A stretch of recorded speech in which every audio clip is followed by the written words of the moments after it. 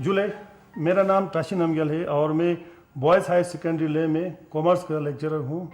तो किसी कंपनी को अगर अपना बिजनेस का कोई एक्सपेंशन करना चाहता हो या कोई एसेट, फिक्स एसेट, मान लो मशीन वगैरह परचेस करना चाहता हो, इसके लिए कंपनी के पास एडिक्वेट फंड अवेलेबल अगर नहीं हो तो कंपनी के पास उस फंड को रेज करने का 3 ऑप्शन है, मेनली 3 ऑप्शन।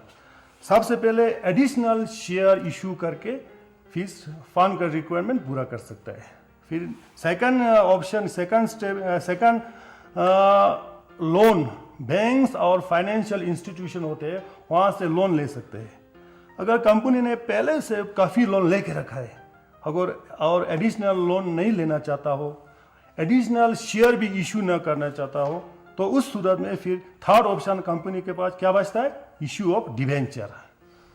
डिबेंचर इशू करके फिर फंड का रिक्वायरमेंट पूरा कर सकता है। तो आज का मेरा टॉपिक है debenture. What is debenture? Debenture क्या होते हैं, इसके क्या क्या फीचर है।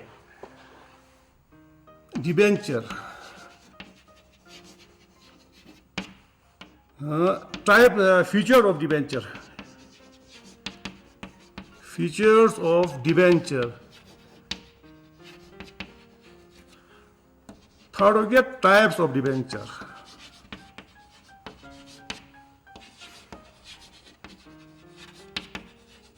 तो सबसे पहले हम डिबेंचर क्या होता है इसका हम कॉन्सेप्ट समझेंगे।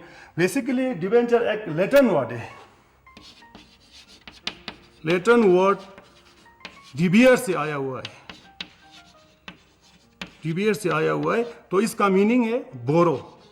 बोरो मीन्स पैसा लेना है, ऐसे लोन लेना है। किसी से हमने पैसा ज़रूरत हो तो हम लोन लेते हैं, उसको क्या कहते हैं, बोरो। तो डिबेंचर का हम डेफिनेशन हम थोड़ा देखते हैं। Debenture is a written instrument acknowledging a debt under the common seal of the company. It contains a contract for repayment of principal after specified period and payment of interest at a fixed rate payable yearly or half yearly on fixed date.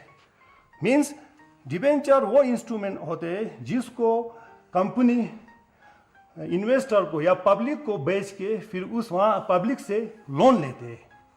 तो इसको हम numeric question से हम समझेंगे। तो company को अपना expansion करने के लिए 1 करोड़ अमाउंट की ज़रूरत हो, रुपीस 1 करोड़, तो कोई एक इंडिविजुअल कंपनी को इतना अमाउंट ऐसे लोन नहीं दे सकता है, क्योंकि 1 crore is a big amount. तो उस सूरत में कंपनी क्या करेंगे, इस 1 लाख अमाउंट को स्मॉल यूनिट से रुपीस 100 में डिवाइड करेंगे। तो 1 करोड़ का कितना यूनिट बन जाता है, तो इसको हम डिवाइड करेंगे 0.0000 तो 1 लाख यूनिट्स। तो 1 यूनिट का एक डिबेंचर बन गया। तो 1 करोड़ में से 1 लाख डिबेंचर आ गया। तो इस डिबेंचर को, इस यूनिट को फिर ब्रोकर के थ्रू कंपनी मार्केट में जाके फिर पब्लिक को इसको बेचेंगे। इसको बेचने के लिए ब्रोकर की ज़रूरत होता है। अब बिना ब्रोकर का ये डिबेंचर बेच नहीं सकता है। तो जो इंडिविजुअल, जो पर्सन कंपनी के डिबेंचर में इन्वेस्ट करता है, उसको परचेस करता है, उसको लेता है, उसको हम क्या बोलते हैं, डिबेंचर होल्डर। तो डिबेंचर होल्डर को अपने इन्वेस्टमेंट पर फ़ायदा क्या है, इतना पैसा डिबेंचर में इन्वेस्ट करने के बाद क्या मिलता है। तो कंपनी की तरफ से डिबेंचर होल्डर को फिक्स रेट ऑफ इंटरेस्ट जो 10% या 12% ये ईयरली बेसिस या हाफ ईयरली बेसिस ये वर्क करते हैं। ये इंटरेस्ट डिबेंचर के ऊपर रिटर्न हम बोल सकते हैं इसको। और साथ ही साथ कंपनी को डिबेंचर होल्डर का पूरा अमाउंट एक निश्चित टाइम के बाद वापस करना होता है। उसको हम क्या बोलते हैं, रीपेमेंट ऑफ प्रिंसिपल। तो रीपेमेंट ऑफ प्रिंसिपल भी इसका एक तरह का फीचर होता है। और डिबेंचर होल्डर को वोटिंग राइट अवेलेबल नहीं होता है।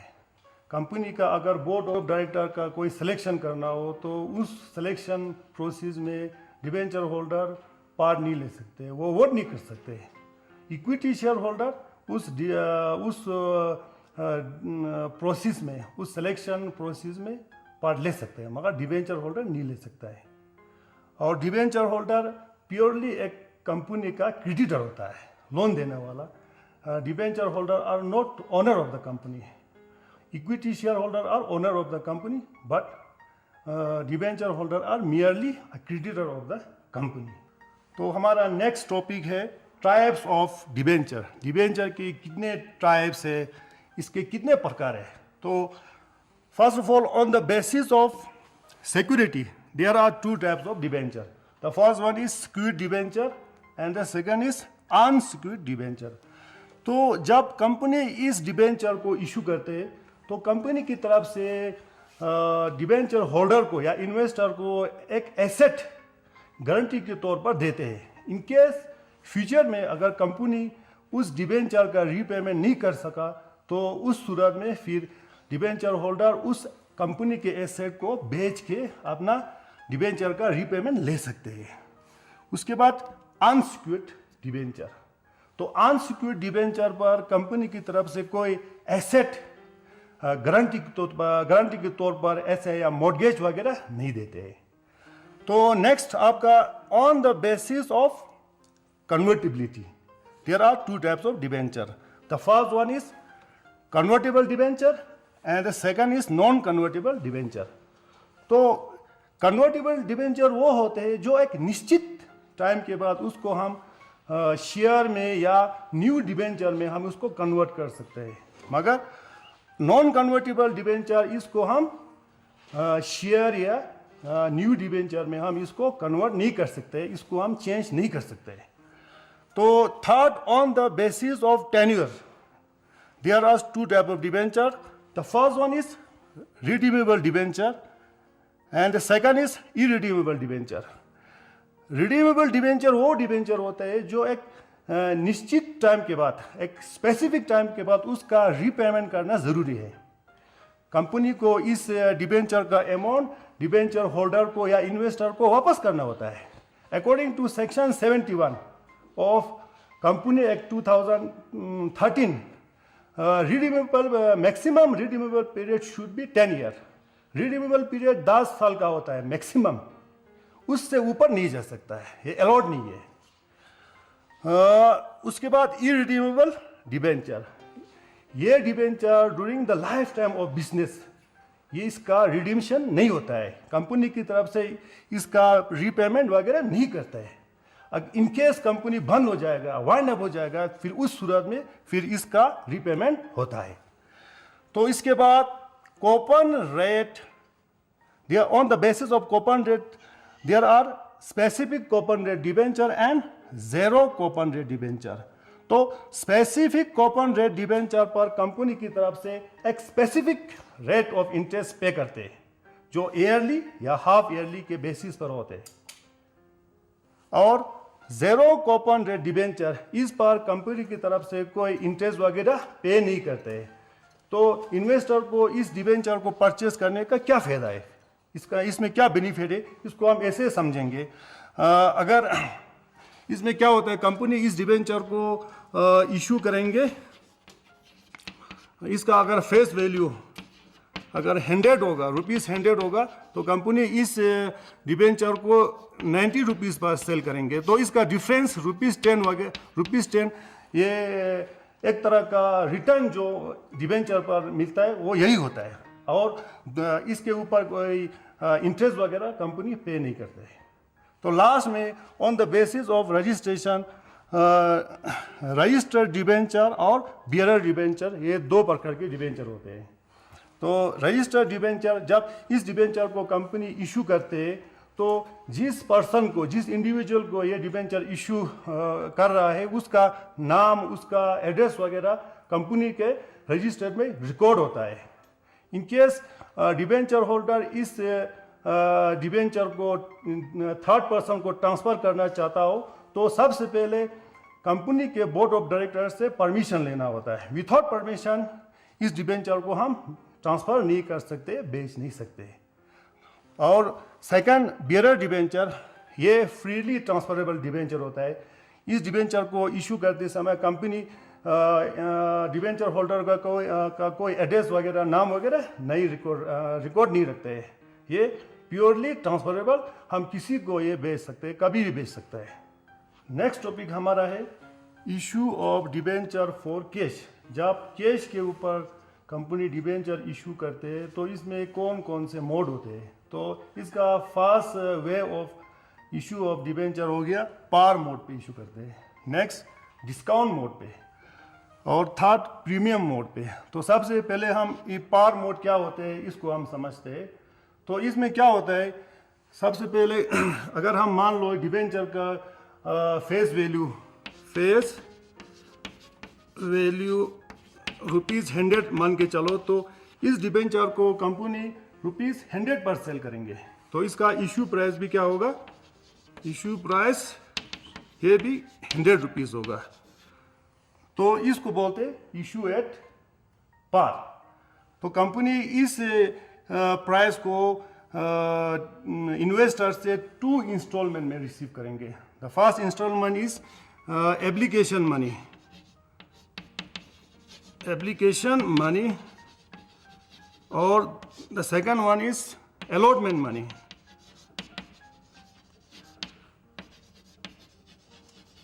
अगर हम एप्लीकेशन मनी को हम ₹40 मान के चले तो अलॉटमेंट मनी हो गया ₹60। तो इसका जब ये ट्रांजैक्शन होता है तो फिर इसका जर्नल एंट्री कैसे बनाते हैं, हम जर्नल बुक में इसको हम कैसे रिकॉर्ड करते हैं इसको हम देखेंगे। इसका अकाउंटिंग ट्रीटमेंट, तो सबसे पहले जब इन्वेस्टर से एप्लीकेशन मनी कंपनी को रिसीव होगा तो इसका जर्नल एंट्री या इसको हम जर्नल में ऐसे रिकॉर्ड करेंगे, bank account debit ₹40 to debenture application account. तो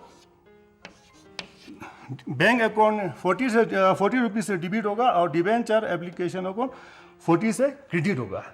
नेक्स्ट हम क्या करेंगे, डिबेंचर एप्लीकेशन अकाउंट को डिबेंचर अकाउंट में हम ट्रांसफर करेंगे at the time of allotment of debenture. तो इसका जनरल एंट्री होगा debenture application account debit ₹40 to debenture account ₹40। ये हो गया आपका फर्स्ट, ये हो गया आपका सेकंड। उसके बाद जब अलॉटमेंट मनी ड्यू होगा तो उस केस में फिर इसका जनरल एंट्री बनेगा डिबेंचर अलॉटमेंट अकाउंट, ये डेबिट हो जाएगा ₹60 से, और डिबेंचर अकाउंट ये 60 से क्रेडिट होगा। ये हो गया आपका थर्ड एंट्री। उसके बाद लास्ट एंट्री, फोर्थ एंट्री, जब इन्वेस्टर से अलॉटमेंट मनी रिसीव होगा तो उसका जनरल एंट्री होगा bank account debit to debenture allotment account, ये 60 से डेबिट और क्रेडिट होगा। ये हो गया जब पार पे डिबेंचर इशू होता है उसका अकाउंटिंग ट्रीटमेंट ऐसे होता है। इसके बाद हम नेक्स्ट डिस्काउंट पे जाते हैं। जब डिस्काउंट पे डिबेंचर इशू होता है तो इसका अकाउंटिंग ट्रीटमेंट वगैरह कैसे बनाते हैं अब उसको हम समझेंगे। तो इसमें क्या होता है, जब कंपनी डिस्काउंट पे डिबेंचर इशू करते हैं तो इशू प्राइस फेस वैल्यू से कम होता है। अगर जिसका डिबेंचर का फेस वैल्यू ₹100 हम मान के चले तो इसका इशू प्राइस होगा, इशू प्राइस ₹90 या 95 होते हैं। तो इसमें कंपनी ने इन्वेस्टर को मोटिवेट करने के लिए ₹10 का ₹10 का डिस्काउंट दिया हुआ है। तो जब कंपनी डिस्काउंट पे डिबेंचर इशू करते हैं तो फिर हम कंपनी के बुक्स में या जर्नल में हम इसको कैसे रिकॉर्ड करते हैं हम देखेंगे। तो कंपनी ₹90 पे डिस्काउंट डिबेंचर इशू कर रहा है, तो इसमें से कंपनी ने एप्लीकेशन के समय एप्लीकेशन मनी कंपनी ने रुपीस मान लो 40 रुपीस डिमांड किया, तो अलॉटमेंट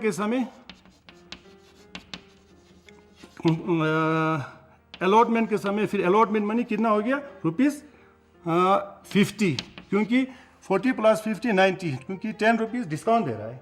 तो इसका अकाउंटिंग हम कैसे करते हैं, बुक्स में हम कैसे इसको हम रिकॉर्ड करते हैं, अब उसको हम देखेंगे।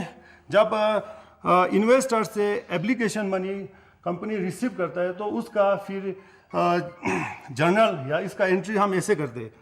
तो फर्स्ट एंट्री होगा बैंक अकाउंट डिबिट हो जाएगा रुपीस 40 रुपीज से टू डिबेंचर एप्लीकेशन अकाउंट, ये हो जाएगा 40 रुपीज से क्रेडिट, ये हो गया कंप्लीट।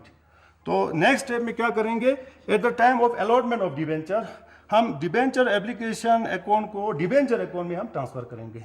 तो इसका एंट्री होगा डिबेंचर एप्लीकेशन अकाउंट डिबिट हो जाएगा 40 रुपीज से डिबिट होगा टू डिबेंचर अकाउंट, ये 40 रुपीज से क्रेडिट हो गया। तो ये सेकंड आपका स्टेप कंप्लीट हो गया। तो नेक्स्ट स्टेप में क्या हो जाएगा, फिर कंपनी इन्वेस्टर से अलॉटमेंट मनी डिमांड करेंगे, उस समय फिर इसका जर्नल एंट्री बनेगा डिबेंचर अलॉटमेंट अकाउंट डिबिट होगा रुपीस कितने से 50 रुपीज से, और loss on issue of debenture ये अकाउंट ये भी डिबिट होगा रुपीस 10 से, क्योंकि कंपनी ने इस डिबेंचर को 10 रुपीस कम करके बेचा है, तो ये लॉस हो गया कंपनी के लिए एक तरह का। तो ये कहाँ पर जाएगा, loss on issue of debenture में जाएगा। ठीक है, तो ये इसके क्रेडिट होगा डिबेंचर अकाउंट, ये 60 रुपीज से ये क्रेडिट होगा। तो आपका ये थर्ड स्टेप कंप्लीट हो गया। जब कंपनी को अलॉटमेंट मनी रिसीव होगा बैंक के थ्रू, तो उसका फिर जर्नल एंट्री आपका बनेगा बैंक अकाउंट डिबिट होगा कितने से रुपीस 50 से, और टू डिबेंचर अलॉटमेंट अकाउंट ये 50 रुपीज से क्या हो जाएगा, ये क्रेडिट हो जाएगा। तो आपका ये जब डिस्काउंट पे डिबेंचर इशू होते हैं उसका फिर एंट्री वगैरह ये कंप्लीट हो गया। नेक्स्ट, जब डिबेंचर प्रीमियम पे इशू होते हैं तो इसका फिर अकाउंटिंग ट्रीटमेंट हम कैसे करते हैं उसको हम समझेंगे। तो इसमें क्या होता है, कंपनी डिबेंचर को ज़्यादा पैसे लेके, इन्वेस्टर से ज़्यादा पैसे लेके उसको हम इशू करते हैं। तो इसको हम ऐसे समझेंगे, तो डिबेंचर का मान लो फेस वैल्यू अगर रुपीस हम 100 लेते हैं, तो कंपनी इस डिबेंचर को रुपीस 105 या 110 ज़्यादा पैसे, एक्सिस पैसे पर इसको हम क्या करेंगे, सेल करेंगे। तो इशू प्राइस होगा अगर हम 110 इस कीमत पर हम डिबेंचर होल्डर या इन्वेस्टर को हम डिबेंचर इशू करेंगे। तो अब यहाँ से हमें पता चल रहा है कि डिबेंचर का फेस वैल्यू 100 है, मगर कंपनी इसको 110 एक्सिस 10 रुपीज़ एक्सिस पे बेस्ड है। तो इसमें एक्सिस कितना हो गया, रुपीस 10। तो इसको बोलते हैं issue of debenture at premium. जब कंपनी इस तरह डिबेंचर इशू करते हैं तो फिर इसका अकाउंटिंग ट्रीटमेंट या इस ट्रांजैक्शन को हम जर्नल में हम कैसे हम रिकॉर्ड करेंगे उसको हम देखेंगे। तो इसके लिए हम क्या करेंगे, इन्वेस्टर से इस इशू प्राइस को 2 इंस्टॉलमेंट में हम लेंगे, 2 इंस्टॉलमेंट में। तो पहले इंस्टॉलमेंट को क्या बोलेंगे हम, एप्लीकेशन मनी। इसको हम एप्लीकेशन मनी मान लो ये हो गया 40 रुपीज़, और अलॉटमेंट मनी ये हो गया 70 रुपीज़, 70 प्लस 40 110।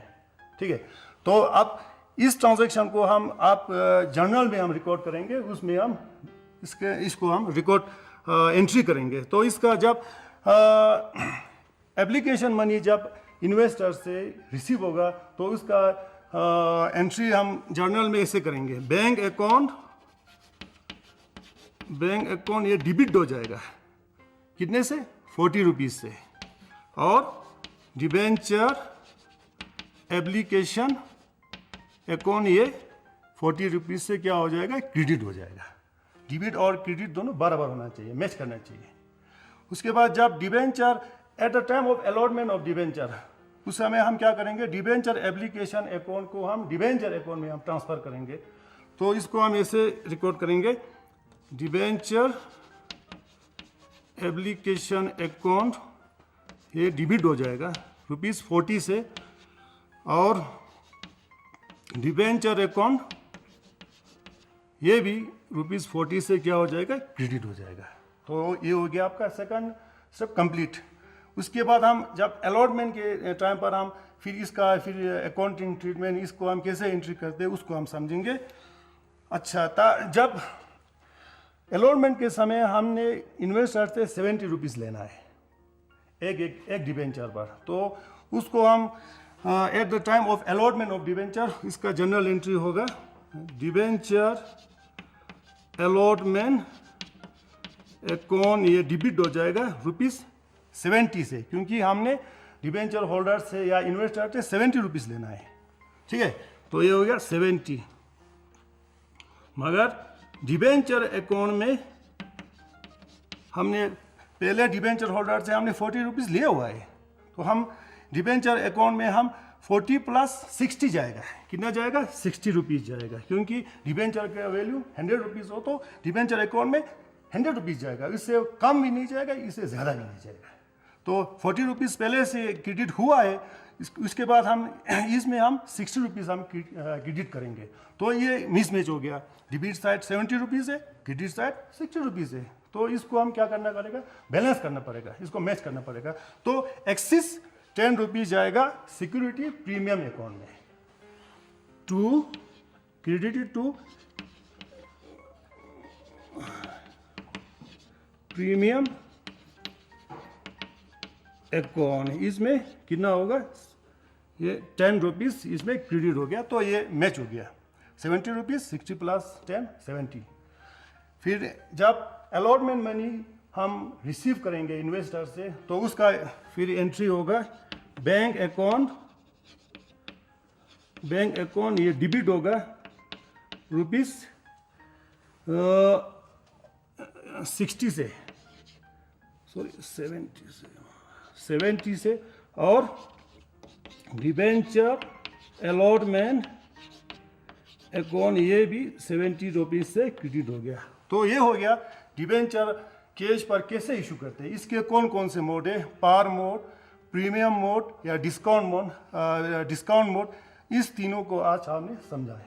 तो बच्चों, आज हमने डिबेंचर क्या होते हैं, इसके कौन कौन से फीचर है, और डिबेंचर के कितने टाइप्स, कितने प्रकार है, और डिबेंचर कैश पे कैसे इशू होता है, कैश पे पार, डिस्काउंट, प्रीमियम, इसके बारे में आज हमने पढ़ा। आपको समझ में आया होगा, तो कल हम इसका प्रैक्टिकल क्वेश्चन करेंगे, ठीक है जुलाई।